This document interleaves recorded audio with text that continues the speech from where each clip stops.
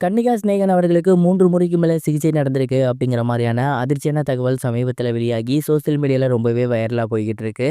என்ன நடந்திருக்கு அப்படிங்கிறத தான் இந்த ஒரு வீடியோல நம்ம பார்க்க போறோம். பிரபல பாடலாசிரியரான சினேகன் அவர்கள் சமீபத்தில அவரோட சோசியல் மீடியா பேஜ்ல அப்பாவாகியிருக்கேன் அப்படிங்கிற ரொம்பவே ஆனந்தமான ஒரு நியூஸ ஷேர் பண்ணியிருந்தாரு. தொடர்ந்து அந்த ஒரு டைம் என்ன நடந்துச்சு, எப்படியெல்லாம் இருந்துச்சு அப்படிங்கிறதையுமே அவரு பதிவு பண்ணியிருந்தாரு.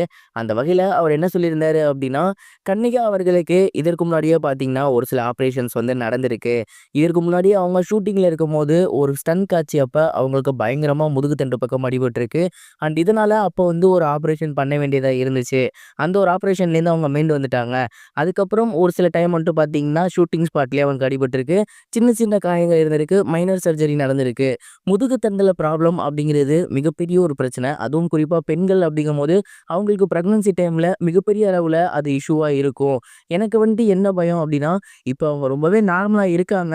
ஆனா அந்த பிரெக்னன்சி டைம்ல, டெலிவரி டைம்ல அது எப்படி இருக்கும்? என்ன மாதிரியான பாதிப்பை ஏற்படுத்தும் அப்படின்னு நான் பயந்துகிட்டே இருந்தேன். இதற்கு முன்னாடியே 2 முறை சிகிச்சை போயிருக்கு. இப்போ ஒரு சிகிச்சை அப்படின்னா, இது 3வது முறை. அப்படிங்கிறப்ப அவங்க இத தாங்குவாங்களா? அப்படிங்கிற ஒரு பயம் இருந்துகிட்டே இருந்துச்சு. கடவுள் புண்ணியத்துல நான் நெனச்ச மாரி எந்த ஒரு தப்பான விஷயமும் நடக்கல. அவங்களுக்கு நல்லபடியாவே குழந்தை பிறந்திருந்துச்சு. 2 குழந்தைகள் பிறந்ததுக்கப்புறம் நான் குழந்தைகள பார்க்கிறத விட, முதல்ல போயிட்டு என் மனைவிய தான் பார்த்தேன் அப்படின்னு ரொம்பவே எமோஷனலா பேசியிருந்தாரு. மேலும் இந்த ஒரு ஆப்பரேஷனுக்கு அப்புறமே கூட பார்த்தீங்கன்னா, கன்னிகா அவர்களுக்கு மிகப்பெரிய லெவல்ல எந்த ஒரு பாதிப்பும் கிடையாது. நார்மலா தான் இருக்காங்க, நல்லா இருக்காங்க அப்படிங்கிற மாரி சொல்லியிருந்தாரு. சினேகன் அவர்கள் அவங்க மனைவி இதற்கு முன்னாடி ஆப்பரேஷன் பண்ணியிருந்ததுனால, இந்த ஒரு டைம் ஏதாவது பிரச்சனை வந்துருமோ அப்படின்னு பயந்து பேசியிருந்த விஷயம், இப்ப சோசியல் மீடியால ரொம்பவே வைரலா போய்க்கிட்டு இருக்கு. அண்ட் நெறைய பேர் வந்து பார்த்தீங்கன்னா, அதெல்லாம் ஒண்ணும் இல்ல நல்லா தான் இருக்கும் அப்படிங்கிற மாரி அவருக்கு ஆறுதல் சொல்லி வந்துட்டு இருக்காங்க. இந்த ஒரு விஷயத்த பத்தி நீங்க என்ன நினைக்கிறீங்க? உங்களோட தாட் என்ன? அப்படிங்கிறத மறக்காம கமெண்ட் பாக்ஸ்ல ஷேர் பண்ணுங்க.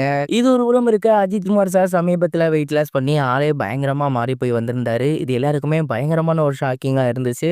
அண்ட் இந்த ஒரு விஷயத்த பத்தி அவர் கூட நடிச்சிருந்த ஆரவ் அவர்கள் என்ன சொல்லியிருந்தாரு அப்படின்னா, விடாமுயற்சி படத்தோட ஷூட்டிங்ல கூட அஜித் குமார் சார் வந்து பார்த்தீங்கன்னா, கொஞ்சம் குண்டா தான் இருப்பாரு. அந்த ஒரு டைம்ல அவர் வெயிட் லாஸ்லாம் பண்ண ஸ்டார்ட் பண்ணல. அப்பதான் இனிஷியல் ஆஃப் ஸ்டெப் எடுத்துட்டு இருந்தாரு. அதுக்கப்புறம் ரேஸ்க்கு போகணும் அப்படிங்கிறத முடிவு பண்ணதுக்கப்புறம் பயங்கரமா வெயிட் லாஸ் பண்ண இறங்கிட்டாரு.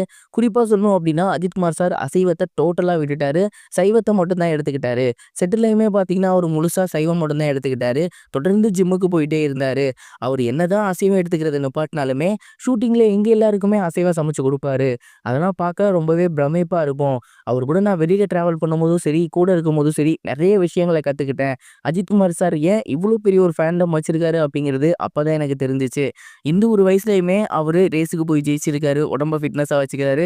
இதெல்லாம் என்ன மாரி வளர்ந்து வரக்கூடிய நடிகருக்கு மிகப்பெரிய ஒரு விஷயம் அப்படிங்கிற மாரி ரொம்பவே ஆச்சரியமா பேசியிருந்தாரு. இதுவரைக்கும் கனெக்டிங் டிவிக்கு சப்ஸ்கிரைப் பண்ணனா மறக்காம சப்ஸ்கிரைப் பண்ணிக்கங்க. உடனடி அப்டேட்ஸ் பெறுவதற்கு நோட்டிஃபிகேஷன் பெல்லையும் கிளிக் பண்ணிக்கங்க.